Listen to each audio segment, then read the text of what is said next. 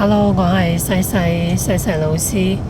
你好啊！我而家呢係坐緊飛機返香港，咁大家呢應該望個格局呢就估到我而家坐嘅呢係商務客位。咁我係好多謝今次邀請嘅機構，竟然係好慷慨咁樣啦，出咗商務客位俾我來回飛倫敦。俾我可以有好舒服咁樣去喺呢個行程上面，因為呢來回香港同倫敦，如果係喺杜拜轉機呢，真係要十幾廿個鐘。咁有商務客位俾我可以食得唔錯，甚至可以完全瞓低去休息，咁係十分舒服嘅。咁而家真係好多謝佢哋個慷慨。咁其實話說呢，今次呢一個行程呢，對我嚟講呢都幾有趣。由最初收到呢一個機構嘅邀請，我完全唔知佢係一個咩機構。我上網揾唔到佢哋嘅資料，後嚟託喺英國嘅朋友都揾唔到佢嘅資料。咁直至到後嚟，佢慢慢開始製作佢嘅活動嘅宣傳，咁先至開始有少少眉目。呢一個好似係一個新開始嘅機構，咁佢哋需要做一啲籌款，而佢哋集中嘅議題係做一啲性小眾嘅健康嘅議題嘅一個機構。咁我就膽粗粗咁樣接受佢哋嘅邀請。臨出發之前我都諗緊，會唔會係 KK 園㗎？會唔會呃咗我過嚟買咗我㗎咁？但係呢，就我自己嘅原則就係，只要我可以去到，若果唔係極度高風險，我都係會去，因為每一個去為雙性小朋友發聲，為佢哋爭取權益嘅機會，我都唔會放過嘅。咁最尾今次都好開心，認識咗一個喺英國嘅新嘅一個性小眾機構，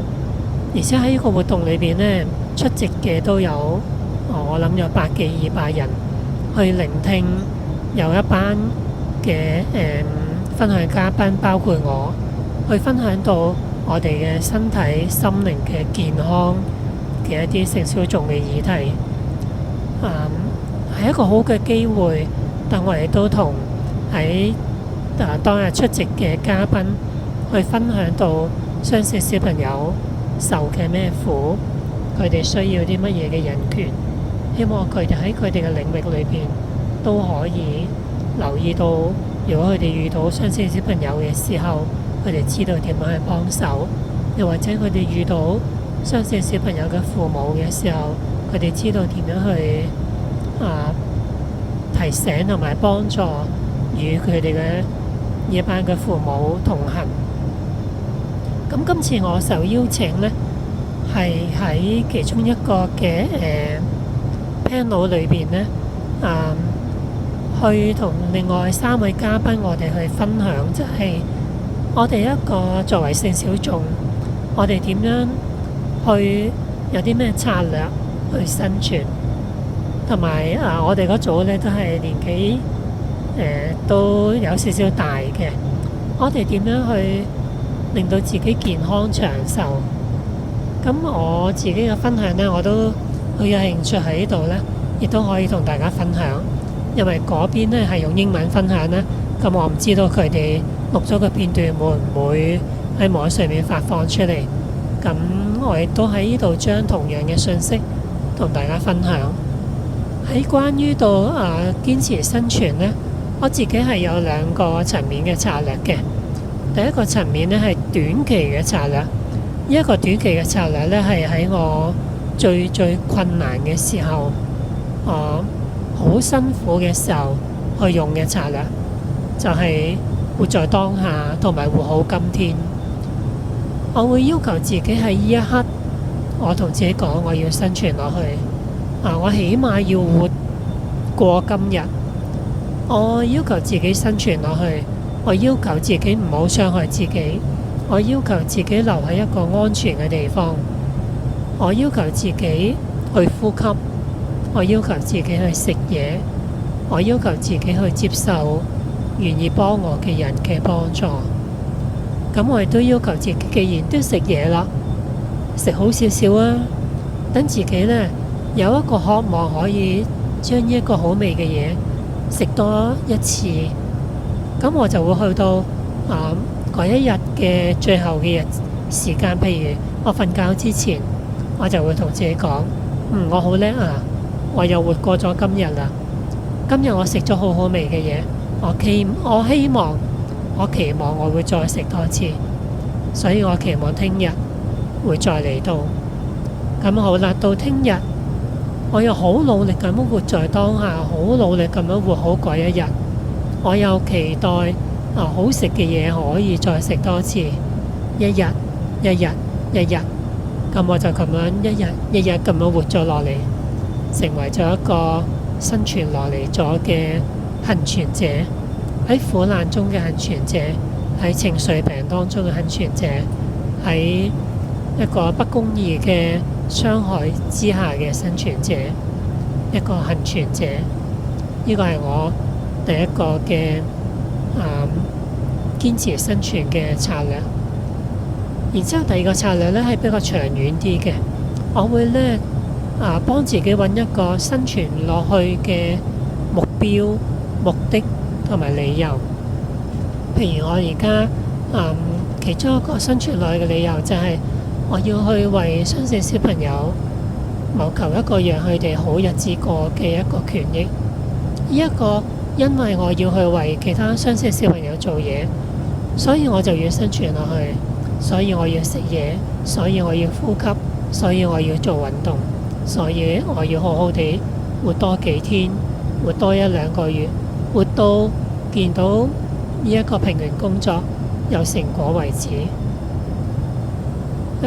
亦都舉一個例子，就係我會中意去滑雪，其實唔係咁中意嘅咋。我係逼自己話俾自己聽，我中意去滑雪。我話俾自己聽，我享受滑雪嘅過程，我享受滑完雪之後去浸溫泉，我享受滑雪呢擺上 Facebook， 有人讚好，有人撳 like， 等我自己有少少滿足感。咁因為我話俾自己聽我要去滑雪，所以我就要食嘢，所以我要鍛鍊身體，所以我要好好地去操 fit 我嘅體能。因為我要去滑雪，以至到我操 fit 我嘅體能，以至到我食嘢同埋鍛鍊身體做運動，咁我咪生存落去咯，而且係健康地生存落去。不論係我嘅生存目標係為咗雙性嘅小朋友，定係為咗去滑雪，喺呢個過程裏邊，我既能夠推動自己活落去，而且我亦都真真實實咁樣係能夠好好咁樣去讓自己享受呢一個過程，享受見到小朋友得到幫助嗰種滿足感，享受俾人讚嗰種滿足感，又或者我享受我醫好每一個病人嘅滿足感。呢一個讓自己亦都有一個更大嘅動力活落去。可能講到長壽，就其實大家可能都聽過我講過好多次㗎啦。中醫講嘅係中庸之道，有陽就有陰，有喐就要有瞓，有食就要有屙，有笑就能夠喊，呢一種平衡。另外一個點呢，其實我講過，不過可以今次再講嘅就係一個通字，通暢嘅通。你嘅血管要通暢，最簡單就係做運動啦，飲夠水，瞓夠覺之後做運動，透過做運動去推動你嘅身體血液循環，去打通所有你嘅毛細血管嘅阻塞，讓你嘅身體可以啲營養去到你身體所有嘅需要嘅細胞，而喺細胞裏邊透過新陳代謝產生嚟嘅廢物，亦都可以透過呢個通暢嘅流通嘅血管，佢嘅血液循環帶走呢啲廢物排走。同樣都係一個平衡、一個中庸之道嘅一個醫學，就係血能夠入去，亦都能夠出嚟；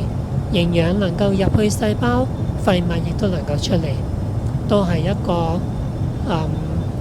中庸之道嘅醫術，亦都係一個通。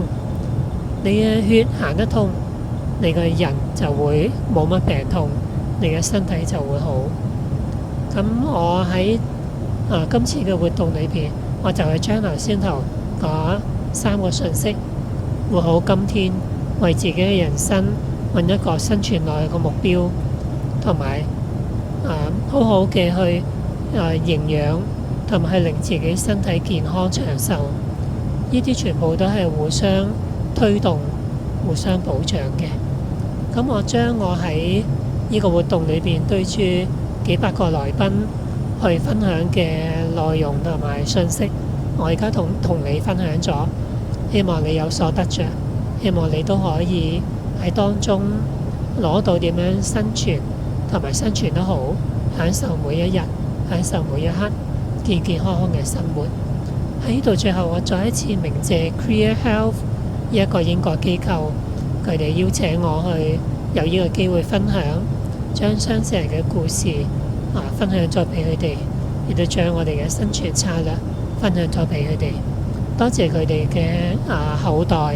讓我有舒服嘅行程。再一次感謝佢哋，亦都多謝你嘅聆聽。我係西西老師。